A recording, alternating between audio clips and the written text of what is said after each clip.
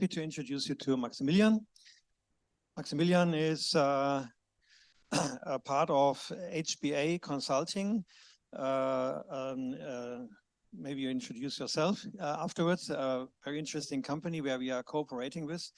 And we have been working 1 year now on a joint project here.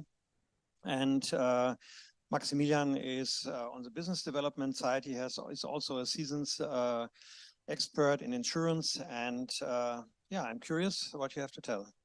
What am I going to talk about today? A blockchain annuity, or as we call it for short, BANI, which is the first decentralized pension insurance there is. And as Christoph said, I work for HBA Consulting, which is now a strategic partner of EtherRisk, and we basically built this together. And today I want to talk about, yeah, how does the first decentralized pension insurance look like? A few words, who am I? I'm a senior consultant and business developer at HBA Consulting. I hold an MBA degree of the Asian Institute of Technology, as well as a BI in business psychology. This probably makes me one of the few people in the room without any formal technical training. And I can already tell you, when I talk about what we build with we, I mean, an amazing team we have at HBA and EtherRisk. I didn't write a single line of code. I'm totally upfront about that. I got into crypto like many people did 2013-ish when I unsuccessfully tried to mine Bitcoin on a laptop because in a student dorm you had a flat fee for electricity. So that sounded like a super smart idea. And in 2017, I really got into it and decided, oh yeah, this is the field I want to work in. Who's HBA Consulting? We have been around for nearly 20 years. We're an actuary boutique consultancy. Our clients are German life insurance companies, pension funds, stuff like that, specialized providers. And we do a lot of projects close to IT without actually being an IT consultancy. So we do data migration projects. We do projects relating to deciding which new software to use, which actuary processes to put how into which software. This is what we do. We also have a brand called Blocksurance, founded in 2017, where we do all the blockchain projects, the blockchain consultancy, etc. we do. Short recap, if any of those slides looked familiar to you, that is because I used the same slides at D1Conf in Amsterdam when we first talked about the idea of developing a decentralized pension insurance. And at that conference, I talked about, okay, this is our idea. We wrote 2 academic works about it, and those people who wrote those are now my colleagues, and they built it. And at D1Conf, my talk was still called Peer-to-Peer Tontine, an Ethereum-based community fund. And basically what I was doing 2 years ago, 1.5 years ago, I was asking the D1Conf there, okay, let's start a pension community fund. I said, let's build it. What do we need? I talked about, we need a mathematical or an actuarial model behind it to calculate what is the next pension payment gonna be. I talked about that we need, obviously, to build a smart contract. I talked about that we need passage of time. I talked about the proof of life and a front end that we need. And investment voting was a side topic I covered. So what happened after D1Conf, where I said, okay, this is how we rapidly prototyped it. This is what we need. Let's build one together here at D1Conf. EtherRisk said, yeah, that sounds fine. Let's do that. So we partnered up and we threw our capabilities together, formed a strategic partnership, and developed BANI, the blockchain annuity, which to my knowledge, and I keep repeating it and nobody corrects me, is the first decentralized pension insurance in the world. What was my plan for today? What do I want to talk about?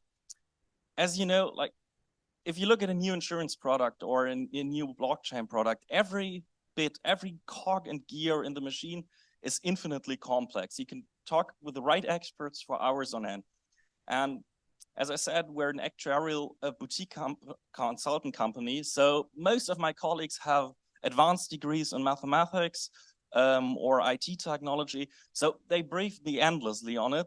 Even, as I said, even just to make the math how the math of an annuity could work on a blockchain produced 2 academic works out of our company alone.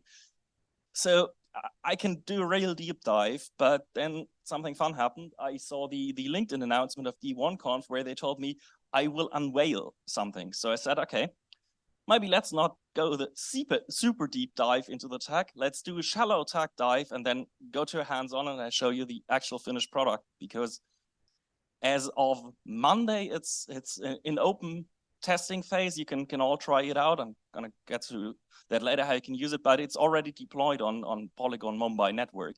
So it's live. So I thought shallow dive and then let's get into the hands-on part of it. So technically, what did we do? Basically, we have 3 components. We obviously have the generic insurance framework gladly provided by EtherRisk, in which we deployed the smart contracts needed for the blockchain annuity. We substituted that with a calculation engine or API that has an API that we can call, where there is a piece of software running for the complex actuarial calculations needed to calculate, okay, which pension amount at which age, on how the collective works, because as I said, it's based on the mathematical model of a pooled annuity. So it's a rather complex math you can put into that calculation core there. And obviously we developed the front end. As is logical, we have that part on blockchain and those parts we have on different web servers. To be a bit on the shallow dive side, what we use, the smart contract is obviously on Solidity. As a blockchain, we're currently using Polygon and the Mumbai test network of Polygon. On the other side, our mathematical calculations are requested via a Spring Boot server, and the front end has been done in Meteor Kitchen. Thanks you very much to EtherRisk for that framework. In very short, again, I'm doing a shallow dive to save some of the 15 minutes I have to actually walk you through the product and how you could buy a decentralized pension and your first decentralized pension. How does it work? Very simply, you go to the front end. On the front end, you enter the data that is needed to calculate your pension amount. Currently, that is year you're born and the capital you wish to invest. The calculation engine then returns you an offer. If you think, okay, this is an offer for a pension I want to sign, you sign it to the GIF, and the GIF returns and says like, oh, on the front end, now you can view your pension. This is how much you're going to get. Here you can collect it. This is in very layman's terms, a very shallow dive on how the architecture of the product that we build is. And now let's do a hands-on. As you've already noticed, we do have a bit of technical issues and my laptop is up there. So I'm not going to do it in browser. Also, I'm deadly afraid of live demos. So I screenshotted it last night. But rest be assured, this is live. I did the screenshots. You can see the date and a few of them. I did them last night. So it's live. Come talk to me after the talk or grab my business card. I can show it to you live if you want as well. So hands-on, how would it work? Well, first of all, you go to bunny.etherisk.com. And after you sign up, you see new policy. So you can now decide, okay, I want to sign up for a pension and I want to invest capital and my year of birth. Before you can do that, obviously you connect with MetaMask. As I said, Polygon, Matic blockchain. So you need Matic for the transaction fees and the stable coin you wish to invest. I now connected a wallet. My colleagues graciously provided €1 million of stable coin for me. Again, testnet. And 0.2 Matic to pay for transactions. Again, this is all live. You can, if you want to type that down, you can actually look that up. All the transactions exist on the network. I now decided I want to invest €10,000 and my year of birth is 1989. I press the button Get Offer. Our mathematical calculations return that my next pension would be €185.15. And as you can see, I did this yesterday. Don't be confused why it says current year there. As we're currently testing and just launching on Monday, we already had a cycle through a few years for testing purposes. So it's a product for the future, obviously. If I'm fine with that and I sign the offer, I sign the offer by sending the Euro stable coins I want to invest, 10,000 in that case. I send that to the GIF. I now have a little bit less matic. I only have 990,000 euros left. But what I also have is in the overview of my policies, I have a policy with a capital of 10,000, my year of birth, my next pension, and obviously a process ID, where in the front end you can look at the transaction you used to sign up for the policy, because who wants to read data on chain if there is a possibility to use a polished front end? So as I said, we have a bit of a better approach to the concept of time. In our current phase, a year is defined as 84 hours. I just love that sentence that we just defined what a year is. And this is done because it's a yearly pension. Currently, the mathematical model, you pay in once and you receive a yearly pension.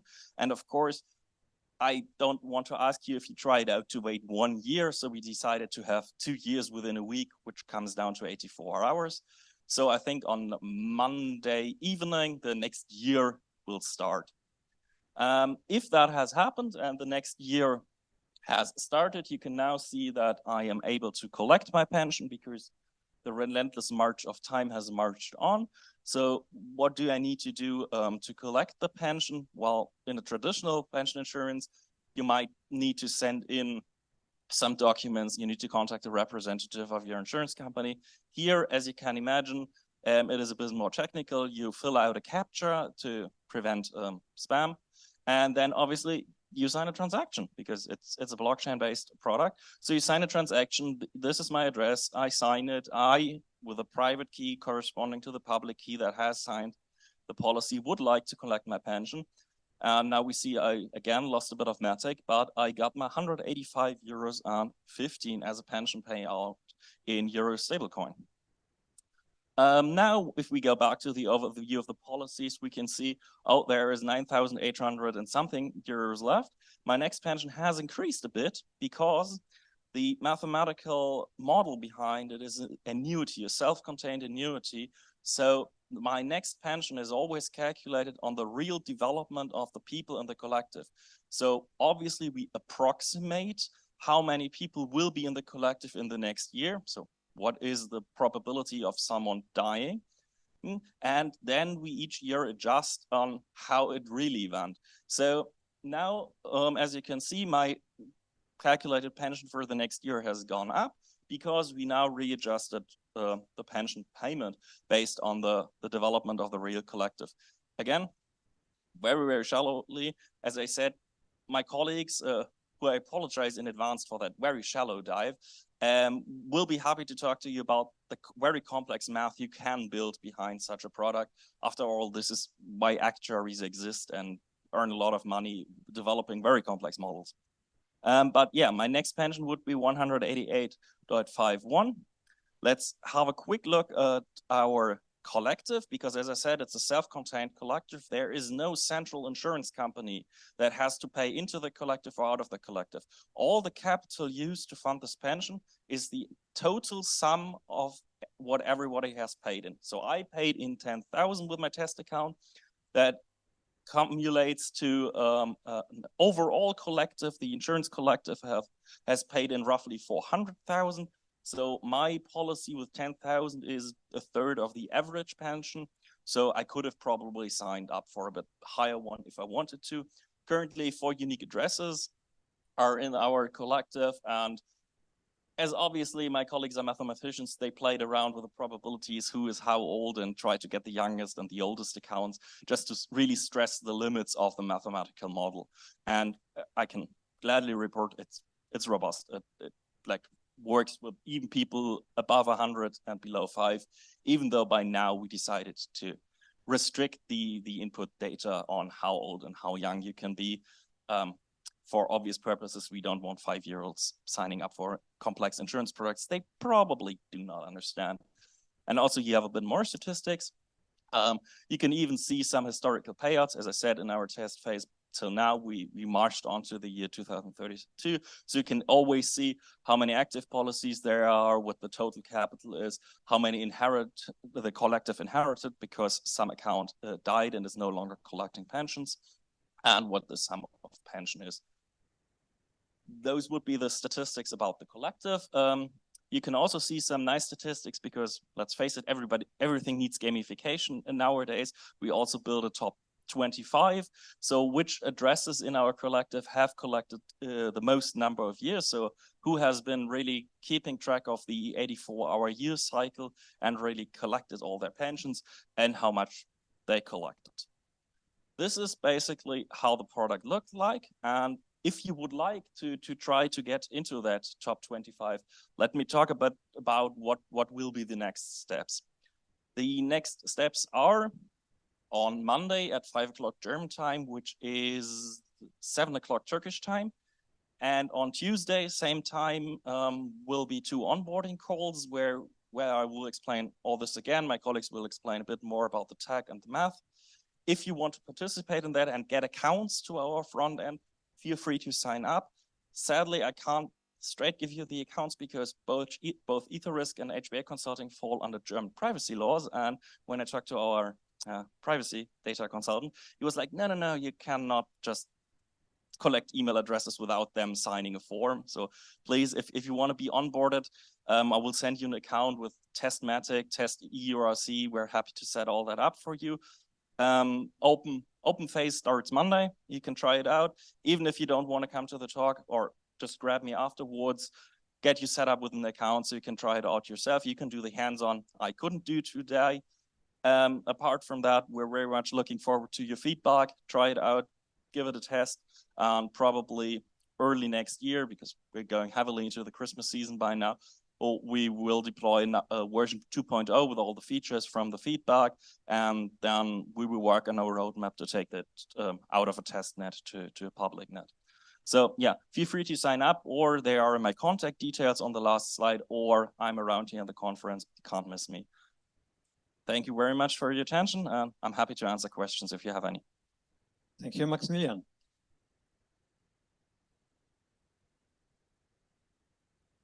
Any questions?